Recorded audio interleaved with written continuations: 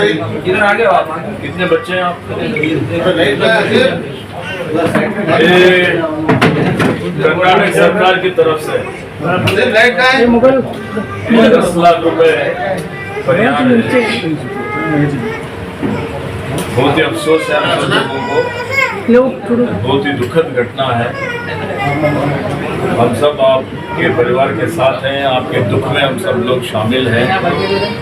जब ये घटना हुआ हम सब लोग दिल्ली में थे। हमें जब मालूम हुआ तो जिलाधिकारी को बात करके जहाँ पर हुआ था वहाँ के सरकार के प्रतिनिधि लोगों को बात करें और यहाँ पर भेजने का व्यवस्था करो बोल के बोले मैं और रहीम खान।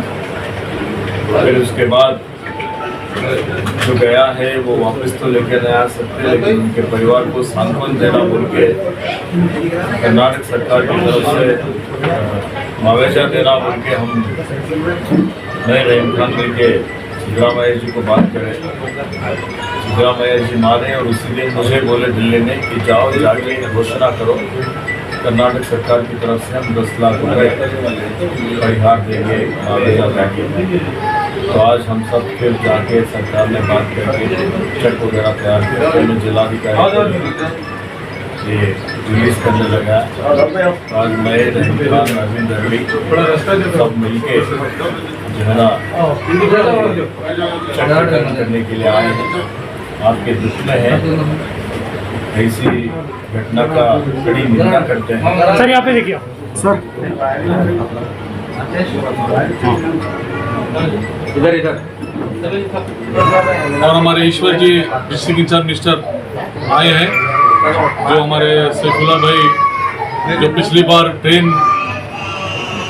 में जो एक्सीडेंट हुआ था, एक जो सिपाही गोली मारा था, तो बहुत ही दुख की बात थी हमको। तो मैं उस दिन भी आया था जिस दिन इंतकाल हुआ था, और आज सिद्धरामैया जी इमीडिएट उसी दिन मैं ईश्वर जी जाके जब बात करें ऐसा हो गया बोले तो 10 लाख रुपए इमीडिएट देने के लिए बोले थे। तो आज हम घर पे देने आए हैं।